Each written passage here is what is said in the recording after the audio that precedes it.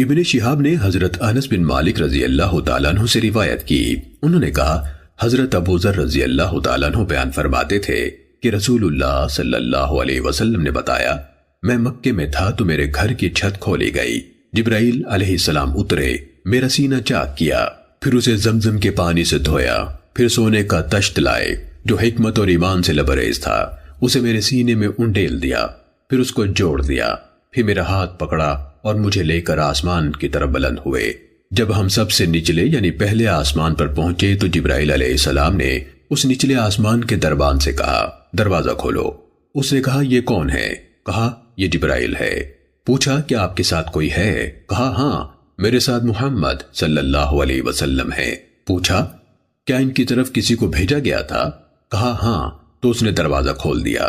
جب ہم پہلے آسمان کے اوپر گئے تو دیکھا ایک شخص ہے، اس کی دائیں طرف بھی انسانی ہیولے ہیں اور بائیں طرف بھی ہیولے ہیں۔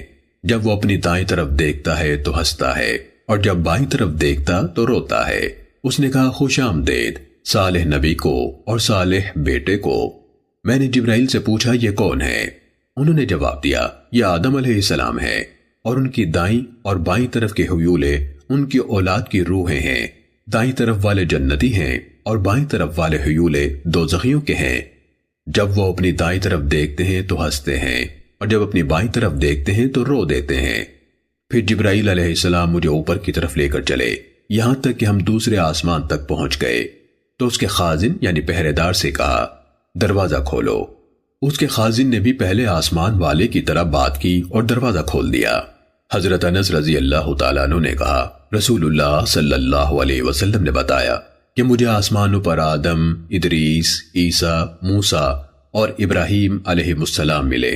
اختصار سے بتاتے ہوئے انہوں یعنی ابو ذر نے یہ تعیین نہیں کی کہ ان کی منزلیں کیسی تھیں، البتہ یہ بتایا کہ آدم علیہ السلام آپ کو پہلے آسمان پر ملے اور ابراہیم علیہ السلام چھٹے آسمان پر۔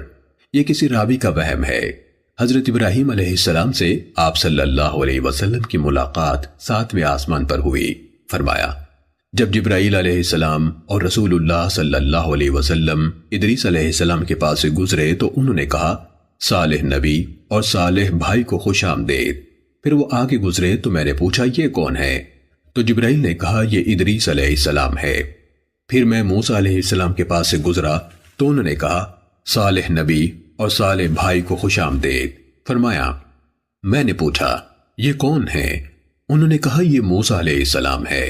پھر میں عیسیٰ علیہ السلام کے پاس سے گزرا، انہوں نے کہا صالح نبی اور صالح بھائی کو خوش آمدید۔ میں نے پوچھا یہ کون ہے؟ کہا عیسیٰ ابن مریم ہے۔ آپ نے فرمایا پھر میں ابراہیم علیہ السلام کے پاس سے گزرا تو انہوں نے کہا صالح نبی اور صالح بیٹے مرحبا۔ میں نے پوچھا یہ کون ہے؟ کہا یہ ابراہیم علیہ السلام ہے۔ ابن شہاب نے کہا مجھے ابن حزم نے بتایا کہ ابن عباس رضی اللہ تعالیٰ عنہ اور ابو حبہ انصاری رضی اللہ عنہ کہا کرتے تھے کہ رسول اللہ صلی اللہ علیہ وسلم نے فرمایا پھر جبرائیل مجھے اور اوپر لے گئے حتیٰ کہ میں ایک اونچی جگہ کے سامنے نمودار ہوا، میں اس کے اندر سے قلموں کی آواز سن رہا تھا۔ ابن حزم اور انس بن مالک رضی اللہ تعالیٰ عنہ نے کہا رسول اللہ صلی اللہ علیہ وسلم نے فرمایا اللہ تعالیٰ نے میری امت پر 50 نمازیں فرض کیں۔ میں یہ حکم لے کر واپس ہوا یہاں تک کہ موسیٰ علیہ السلام کے پاس سے گزرا تو موسیٰ علیہ السلام نے پوچھا آپ کے رب نے آپ کی امت پر کیا فرض کیا ہے؟ آپ نے فرمایا میں نے جواب دیا ان پر 50 نمازیں فرض کی ہیں۔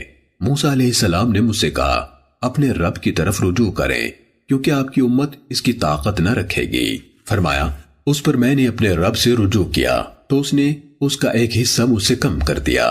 آپ نے فرمایا میں موسیٰ علیہ السلام کی طرف واپس آیا اور انہیں بتایا، انہوں نے کہا اپنے رب کی طرف رجوع کریں کیونکہ آپ کی امت اس کی بھی طاقت نہ رکھے گی۔ آپ نے فرمایا میں نے اپنے رب کی طرف رجوع کیا تو اس نے فرمایا یہ 5 ہیں اور یہی 50 ہیں، میرے ہاں حکم بدلہ نہیں کرتا۔ آپ نے فرمایا میں لوٹ کر موسیٰ علیہ السلام کی طرف آیا تو انہوں نے کہا اپنے رب کی طرف رجوع کریں تو میں نے کہا بار بار سوال کرنے پر میں اپنے رب سے شرمندہ ہوا ہوں۔ آپ نے فرمایا پھر جبرائیل مجھے لے کر چلے یہاں تک کہ ہم سدرۃ المنتہا پر پہنچ گئے تو اس کو ایسے ایسے رنگوں نے ڈھانپ لیا کہ میں نہیں جانتا وہ کیا تھے۔